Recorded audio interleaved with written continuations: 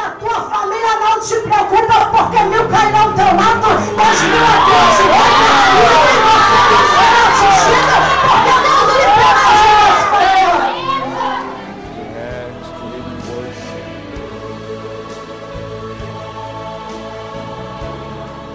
E quando aquela jovem voltou 15 minutos morta, em cima da cama,